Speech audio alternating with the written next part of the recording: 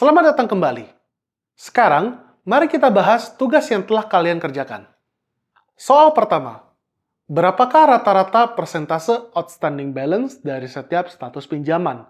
Di mana persentase outstanding balance didefinisikan sebagai principal balance dibagi amount borrowed. Baiklah, sekarang kita akan membahas soal pertama dari tugas kita, yaitu berapa rata-rata persentase outstanding balance. Nah, outstanding balance sendiri didefinisikan sebagai principal balance dibagikan dengan amount borrowed. Jadi dan kita ingin mencari rata-ratanya. Oleh karenanya, kita bisa ketik average, lalu principal balance dibagi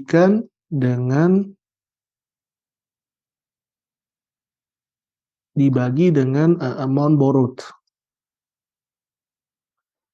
Kita definisikan sebagai percentage outstanding balance.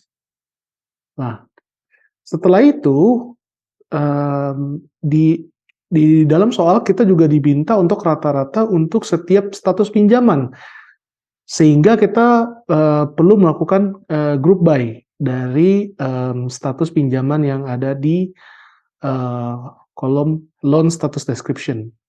Oleh karena itu, kita bisa tambahkan loan status description, di select, lalu kita tambahkan fungsi group by. Group by loan status description. Pastikan kita sudah cover semua pertanyaan yang ada di dalam soal, oke. Ketika kita jalankan, maka kita akan mendapatkan angka persentasi dari outstanding balance dari setiap status. Di mana di sini cancel dan completed itu sudah pasti akan dapat 0, karena kalau misalkan cancel artian pinjamannya customer tidak jadi untuk meminjam, sehingga sudah pasti tidak ada pinjaman yang tersisa. Sedangkan di sini untuk yang completed, karena memang pinjamannya memang sudah semuanya sudah dibayarkan, maka sudah pasti angkanya akan 0.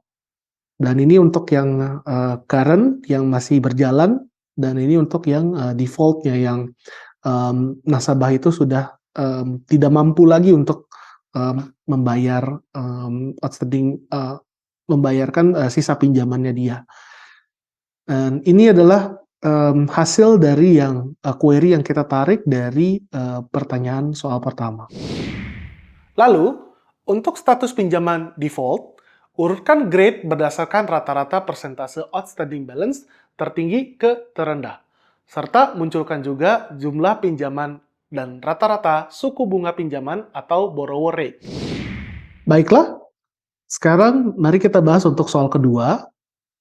Nah, di soal kedua ini kita diminta untuk mengurutkan grade berdasarkan rata-rata persentase outstanding balance, dan kita urutkan dari tertinggi ke terendah, serta munculkan juga jumlah pinjaman dan rata-rata suku bunga pinjaman atau borrower rate. Nah, mari kita breakdown satu-satu. Jadi yang kita perlu adalah grade pastinya, karena yang jadi point of interest-nya di sini adalah grade-nya. Lalu rata-rata persentase outstanding balance, di mana kalau kita refer ke soal pertama, outstanding balance adalah principal balance dibagikan dengan amount borrowed. Nah, lalu kita mencari rata-ratanya, sehingga kita bisa tarik average principal balance dibagikan dengan amount borrowed. Lalu munculkan juga jumlah pinjaman.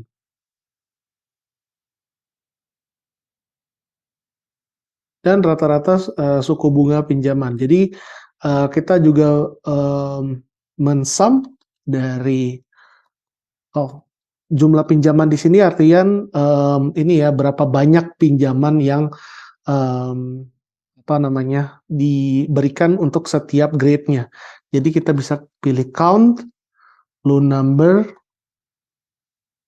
lalu, rata-rata suku bunga pinjaman. Jadi kita bisa tambahkan juga, average dari, borrower rate. Oke, setelah itu from lending dataset.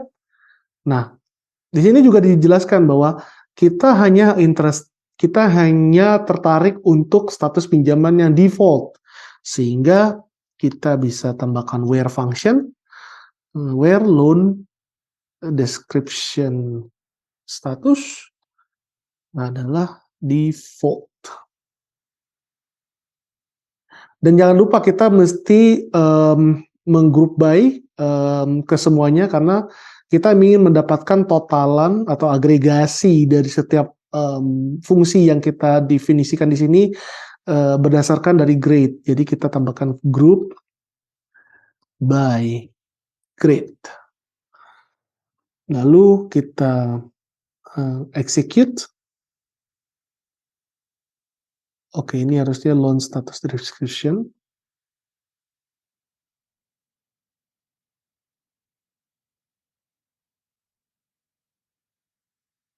Dan di sini kita akan mendapatkan angka untuk grade, average. Mungkin kita di sini harus tambahkan definisi juga ya.